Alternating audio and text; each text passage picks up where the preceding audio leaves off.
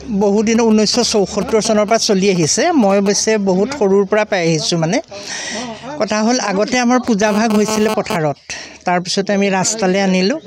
ৰাস্তালৈ অনাৰ পিছত বহুত বছৰ ৰাস্তাত চলাৰ পিছত আমাৰ পৰিয়ালৰ পৰাই দেউতাৰ নামত মাটিকণ দান দিয়া হ'ল। সকলো ৰাইজৰ সহায় সহযোগত মন্দিৰৰ আচল মূল গৃহটো হৈ গ'ল, কিন্তু পিছৰ গাঘৰটিৰ একো হোৱা নাছিলে। এতিয়া সেইডোখৰত আমি আচলতে অস্থায়ী পেণ্ডেল দি প্ৰতি বছৰে পূজাটো পাতি আহিছিলোঁ। কিন্তু এতিয়া কি হ'ল, তেখেতে আমাক সুশীল বৰঠাকুৰদেৱে গোটেইখিনিয়ে আমাক দিম বুলি, সেই গাঘৰটো সম্পূৰ্ণৰূপে বনাই দিম বুলি গাত লোৱাৰ কাৰণে আমি চিৰকৃতজ্ঞ তেখেতৰ ওচৰত। এইটো আমাৰ এটা বহুদিনীয়া আশা এটা পূৰণ হৈছে, মানে আচলতে অভাৱ এটা পূৰণ হৈছে। আমি এতিয়া নিয়াৰিকৈ তাতে পূজাটো পাতিব পাৰিম। মানে এটা কথা হ'ল কি, আমাৰ মা এনেও সকলোৰে মাই হ'ল শ্ৰেষ্ঠ। গতিকে মোৰ জীৱনত মাৰ প্ৰভাৱ খুব বেছি পৰিছে। মই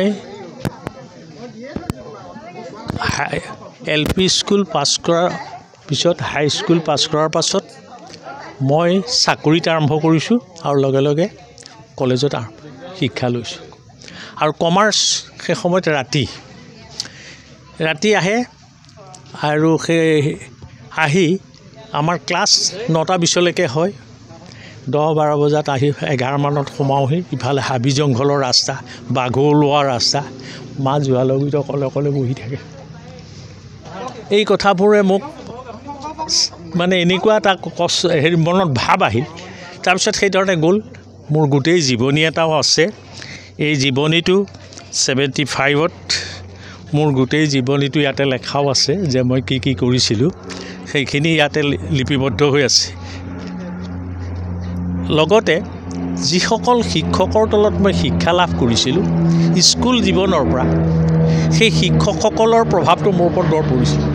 স্কুলৰ প্ৰয়াত গুণনাথ খাউণ্ড, অনিল শৰ্মা, অৰুণ পূজাৰী, এইসকলে মোক যথেষ্ট সহায় কৰিছিলে। তাৰমানে মই বৰ মেধা ছাত্ৰ নহয়, গেধাও নহয়, মধ্যমীয়া বিদশৰ ছাত্ৰ।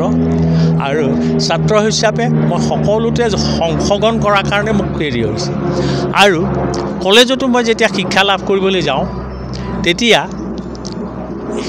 প্ৰয়াত মাধৱ চক্ৰৱৰ্তী, প্ৰয়াত দ্বিজেন শৰ্মা আৰু অনিল শৰ্মা, এই 3জন শিক্ষকৰ প্ৰভাৱ মোৰ ওপৰত খুব পৰিছিলে। যিহেতু কমাৰ্চ কলেজত যেতিয়া মই চাকৰিত জইন কৰোঁ, তেখেতসকলৰ লগত সহকৰ্মী হিচাপে কৰিব লগা হৈছিলে। গতিকে মোৰ শিক্ষাৰ মূল যিজোপা পাব পাৰোঁ সেইখিনি মই পাইছিলোঁ। তদুপৰি মই ইউনিভাৰ্চিটিত থাকোঁতেও, পঢ়িবলৈ যাওঁতেও মই মাত্ৰ এখন কিতাপ কিনিছিলোঁ। তাতো মোৰ 2জন শিক্ষকে মোক সহায় কৰিছিলে, অনিল শৰ্মা আৰু মহম্মদ চাকি। তেওঁবিলাকে মোক কৈছে যে তুমি কিতাপ কিনিব নালাগে, সুশীল যদি তোমাৰ নাই, আমাৰ বোলা লাইব্ৰেৰীৰ পৰা তোমাক লৈ দিম। তেনেধৰণে তাৰপিছত এই জীৱনটোত সদায় কিন্তু মোৰ মা মোৰ মনলৈ আহি থাকে। য'তেই মই যাওঁ ত'তেই মোৰ মাৰ চিন্তাটো আহি থাকে। এই চিন্তাৰ ওপৰত ভিত্তি কৰি হঠাতে মোৰ মনতে ভাবিলোঁ, যদি মই মাৰ কিবা এটা স্মৃতি ৰাখিব পাৰিলে ভাল হ'ব নেকি। সেই উদ্দেশ্য লৈয়ে মই বহুত জেগাত চালোঁ। ইয়ালৈ আহোঁতে হঠাতে মোৰ এই জেগাটুকুৰা খালী হৈ থকা দেখিলোঁ।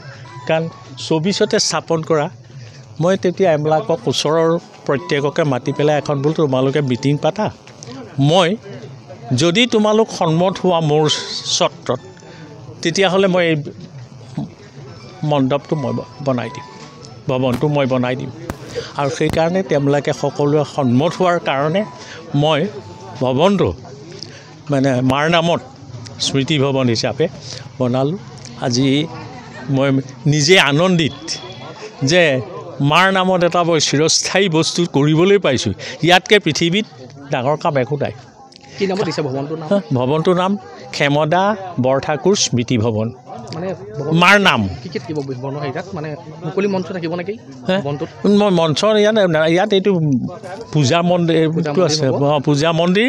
তাৰ লগত ধৰি লওক মানুহ দুনুখিনি আগতে ইয়াত ৰভা দি কাম কৰে, ৰভা দি। তেতিয়া দেখিলোঁ এতিয়া ৰভাৰ কোনো প্ৰয়োজন নাই আৰু।